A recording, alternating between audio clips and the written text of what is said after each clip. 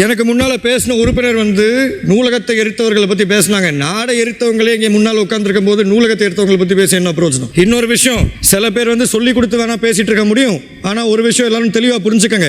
சம்பளத்தை கூட்டினேன்னு நீங்கள் எல்லாரும் சொல்கிறீங்க தானே.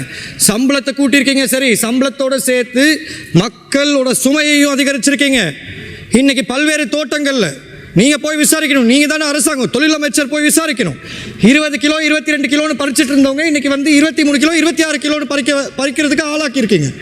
இன்னொரு விஷயம், இன்னைக்கு வந்து எனக்கு பேசுறதுக்கு வாய்ப்பு நான் ஏன் கேட்டிருந்தேன்னா, இன்னைக்கு காலையில் சௌமியமூர்த்தி தொண்டமான் ஞாபகார்த்த மன்றத்தை பற்றி ஒரு பேச்சு இழுக்கப்பட்டுச்சு. ஒரு விஷயம் நான் தெளிவாக சொல்ல விரும்புகிறேன். 2005 அந்த ஞாபகார்த்த மன்றம் உருவாக்கப்பட்டுச்சு. 2005 தாங்க உங்களோட ஜனாதிபதி அமைச்சராக இருந்தார் அரசாங்கத்தில். அவரும் தான் சேர்ந்து உருவாக்குனார், மறந்து பேசாதீங்க.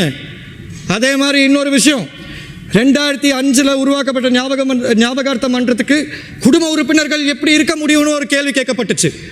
அரசாங்கத்தில் சும்மா ஜனாதிபதி வால் பிடிச்சி தேர்தலில் நின்று இங்கே ஜெயிச்சிங்க வந்து உட்கார்றது மட்டும் பெரிய புத்திசாலித்தனம் கிடையாது. அரசாங்கம்னா என்னன்னு தெரிஞ்சுக்கணும்.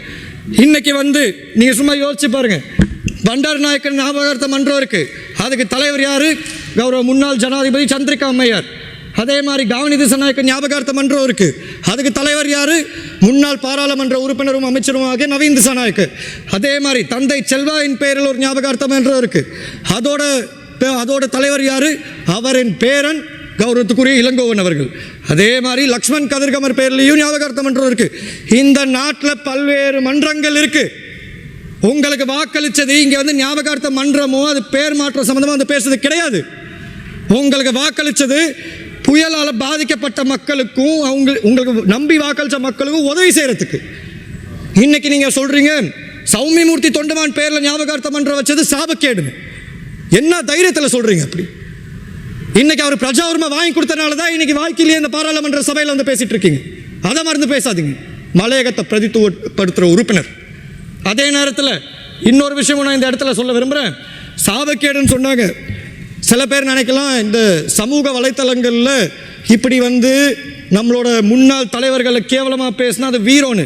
அதுக்கு பேர் வீரம் கிடையாது. அது அரசியல் சுயநலம் மற்றும் தலைக்கணத்தினால வர முட்டாள்தனம். அதை புரிஞ்சுக்கங்க. இன்னைக்கு வந்து புயல்னால மலையக மக்கள் தான் அதிகமாக பாதிக்கப்பட்டிருக்காங்க. அவங்களுக்கு என்ன வழின்னு நீங்கள் இன்னும் சொல்லவே இல்லை. அன்னைக்கு 50 லட்சம் வழங்கப்படும் காணி இல்லாதவங்களுக்கும் வீடு இல்லாதவங்களுக்கும். மலையகத்தில் 90% மக்களுக்கு காணி அதுக்கப்புறம் 5 லட்சம் சொன்னீங்க, 5 லட்சமும் வழங்கப்படல. அப்புறம் 25,000. நான் அன்னைக்கே ஒரு விஷயத்தை வலியுறுத்தினேன். சிவில் அமைப்புகள் கிட்ட பேசி சிவில் அமைப்புகள் ஒரு ஆவணத்தை முன் வச்சாங்க, அவங்களுக்கு மாற்று இடத்தை கொடுங்க. ஆனால் அதையும் நீங்கள் செய்யல. இன்னைக்கு வந்து மலையக மக்கள் வந்து பிரதித்துவத்தை இழந்து தான் மலையகத்தில் இருக்காங்களே தவிர இந்த மாதிரி பிரதிகளை நம்பி அவங்களுக்கு எந்த விதமான பிரயோஜனமும் கிடையாது. அதான் உண்மை.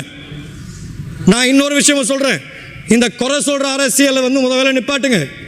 உங்களுக்கு பேச தெரியும்னா எனக்கு அதை விட பேச தெரியும். இன்னைக்கு வந்து காலங்காத்தால் ஸ்கூலில் இருக்க 2 பசங்க மாதிரி ஒருத்தர் கேள்வி கேட்டு பதில் சொல்லிட்டு இருக்காங்க. ஒழுங்காக போய் வேலையை பார்க்குறத விட்டுட்டு இங்கே வந்து பதில் சொல்லிட்டு இருக்காங்க ஒருத்தருக்கு ஒருத்தர். இப்படிதான் ஒரு காலத்தில் சௌமியமூர்த்தி தொண்டமானின் பெயர் அகற்றப்பட்டுச்சு. சர்வதேச தலைவர்கள் அதை வந்து வன்மையாக கண்டிச்சாங்க. தயவு செய்து உங்களோட அரசியல் சுயநலத்துக்காண்டி முன்னாள் தலைவர்களின் பெயரை வீணடிக்காதீங்க. அது மட்டும் இல்லாமல் கௌரவ உறுப்பினர் அவர்கள்கிட்ட நான் ஒரே ஒரு கோரிக்கையை முன்வைக்க பார்க்குறேன்.